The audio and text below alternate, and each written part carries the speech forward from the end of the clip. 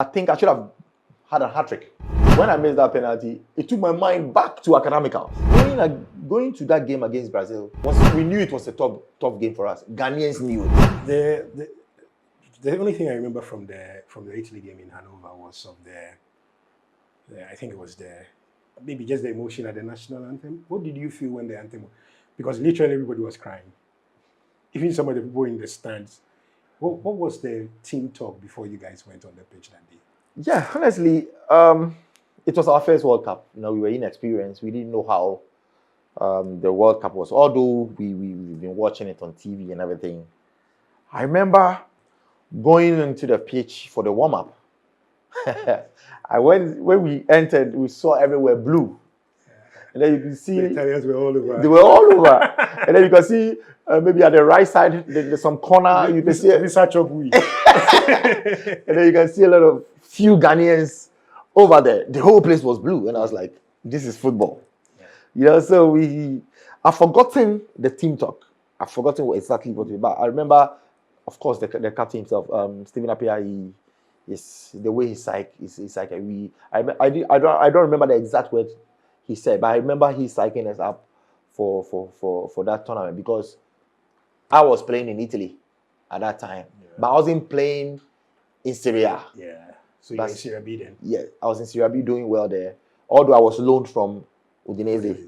And Steven had already made his name, playing the top teams there and everything, so he was giving us much more about the Italian teams, because he had played at that top level at that time, so yeah.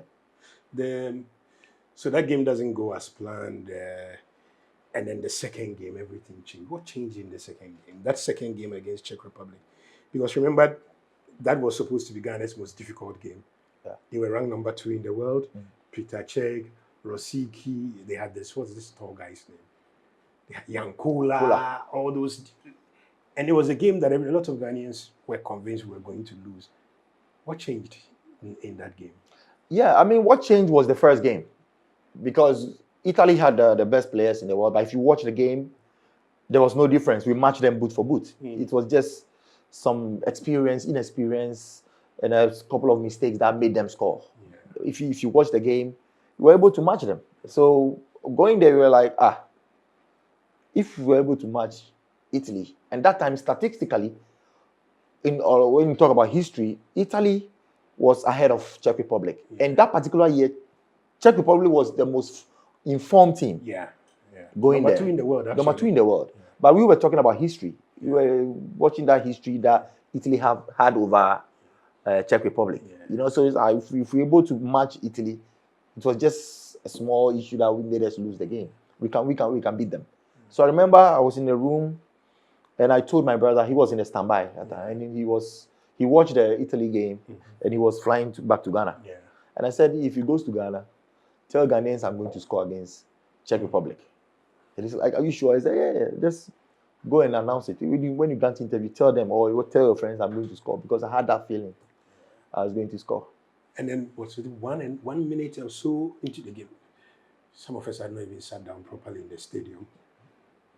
Did you see that pass from Gyan coming, or from Steven coming? Yes. I went like a normal game. As a striker, everybody expects you to score. So I took it as a normal game. Although I had that belief I was going to score because I'd already told my brother. So I didn't know the goal was going to come that early. There was a corner kick. It was headed out, and then I was in the offside position at that time. The ball headed out. And Steven did his individual brilliance, he did his tricks and everything. So I was in the outside position. And he's somebody, when he has the ball, he looks at the striker. His first option is the striker. Yeah. When you don't make any movement, then he will change and try to play. So I was in outside position. So when he did his tricks and he succeeded, he was alone. So when he looked, I was in outside position. So I had to come onside, and then he crossed the ball, and I chested. I chested down to my left foot, and then I shot it. Against Peter Cech, one of the best goalkeepers in the world. Yes. Even at the time, remember you had gone to Chelsea and everybody was talking about him. How big was it for you? Because if I remember, you were not sure how to celebrate.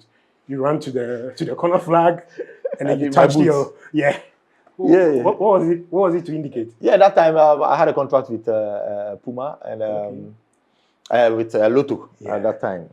They came to the hotel and they proposed if I score a goal, I should do something to advertise the You understood the commercialism. Yes. So I said, okay, I'll think about something. So when I scored, they didn't even know I was going to do that. Nobody knew I was going to do that. Yeah. So that thing was money right there. I like that spirit.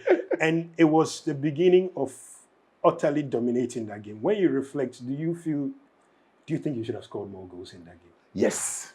Going back, I watched the game. If I can remember, I watched the game like 5 times. And so I was 30 years. When I was 30 years, I said to myself, if I was 30 years at that time, I would have buried all. Because that time I had the experience, my finishing touches had improved. I had a couple of chances because we played 10 against 11 from the first half. Yeah. And we dominated them. Yeah. But I think I should have had a hat-trick. Yeah. Minimum. I should have gotten because you had so many chances. And in fact, you missed the penalty as well. Yes, I missed the penalty. So it could easily have been 2 goals. But everybody, especially after, and then you set up Sule for the second goal. So if it was these days when statistics dominate, the headline would have been Gyan scores goal, provides assist. So 2 goals contribution in that. Yeah. You must have slept very well that night. I did. Even that penalty miss, when I missed that penalty, it took my mind back to Academicals. Academicals against Nigeria in Nigeria. The national schools team. We beat them 2-0 there. I missed the same penalty. It hit the post. The same place. Like my technique, everything was. So when I missed that penalty, it took my mind back to Academicals. Yeah. But overall, I had a great game. It was like I was also fit. I didn't get tired. Secondly, we had advantage over them, 11 against 10. And everything seemed to work. After the game, I was very, very satisfied. Very, very. Were you sent off in that game or you got a second yellow card? I had a yellow card during the penalty shootout. The first one I scored. Yeah. But the referee said he didn't whistle and I shot it because I heard a whistle from the crowd. Yeah. So that was when I had my first yellow card. Yeah. And I think the second yellow card was it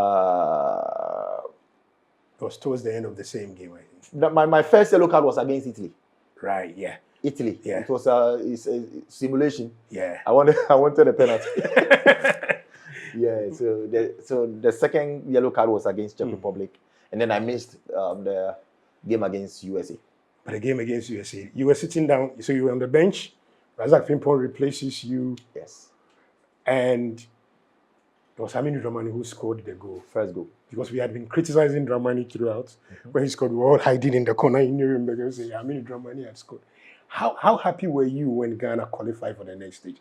Because it meant another opportunity for you to play another World Cup game. Yes, it was a fulfilling dream for us because going into the tournament for the first time, of course, everybody was ruling Ghana out. That moment was okay for me personally. Yeah. It was a first step as an African team being able to qualify from a group stage. Yeah. Because playing against Italy, Czech Republic was in form at that time, and America was also in form at that time. Yeah. So getting out from that group stage, personally, my heart was at peace. Yeah. So the rest.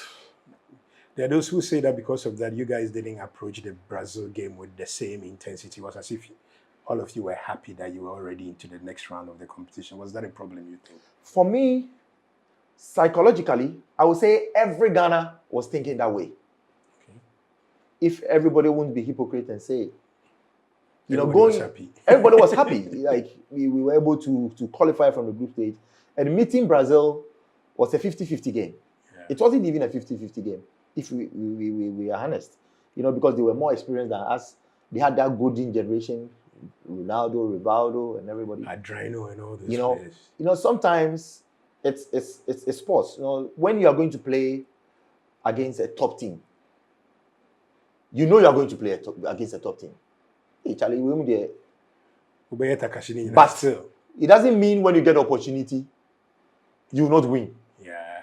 You have the respect. You have the respect for that team. Like, you know, but sometimes people very, very hypocrite, and then we in the game we understand it. So going to that game against Brazil we knew it was a tough game for us. Ghanaians knew it. Yeah. You know, so we had to just make sure we stick to our game plan.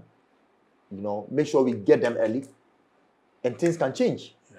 You know, so if you could remember, we were playing. Our tactic was we were very, very high in defense. People were joking on X Twitter the other day that long before anybody started playing, Barcelona started playing Highline. Ghana was doing that at the World Cup. But you guys returned to Ghana as heroes. I will never forget this. My 5-year-old nephew at the time, who lives in England now, she basically remembers every single player from that side. You know, how big was it for you when you came back and when you went back to visit your mother in Bawi, when you went back to the school? You came back and everything had changed completely, hadn't it? Yes, it was a great moment. You know, as I said, my heart was at peace. I feel like we were able to deliver, although we didn't go that far, you know, but even playing against that generation, against that Brazilians, it wasn't even a bad game. We played really, really well. Mm-hmm. We could have even scored, because when they scored the first goal, John Mensah headed the ball, and then Dida was like that, and then some miraculous save, which could have even changed the game. Yeah, you know, so we were very, very good. We played very, very well in that game. So coming home, I was very, very happy. I was proud of myself. You know, my family was proud of me. You know, so there was no pressure. It even boosted my confidence. What did that competition, what did that go against Czech Republic? What did the performance, that assist, what did it do for your football career from that day? It's really changed me. It changed me totally, you know, because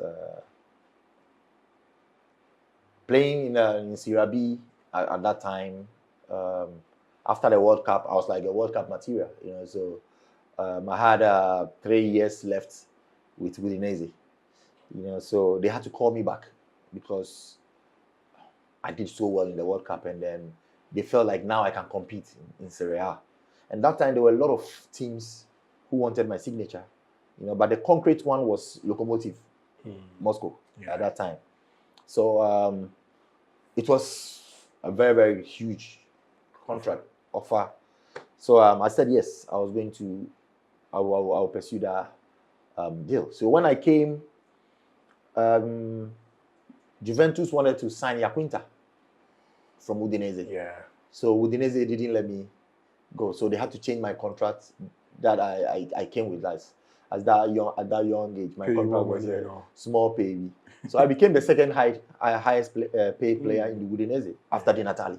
Okay. Immediately after the World Cup. Mm-hmm. You know, so that was when I felt like, hey, I've done something, that the world has seen my quality and my talent. So for you, the World Cup wasn't just playing; it changed you in many, many ways. It changed me in many ways. You know, every place, I realized World Cup was every player's dream. Mm-hmm. You know, when you play in the World Cup, it's like you've reached the ultimate. You know, and I always say I'm very, very lucky to be part of it. You know, playing the World Cup at that early age. You know, for the whole world to see what I could do. And honestly, Ghanaians also, and it brought a lot of female sports fans in Ghana, because before we had just small one or two nobody was interested who goes to the stadium. But after the World Cup, even when Ghana was coming, after the World Cup, when we were coming to play or train in Ghana, like a lot of females and everybody, their jeans and their t-shirts, they were even more than the male supporters. So especially in Kumasi. Yes. So we created a lot of atmosphere.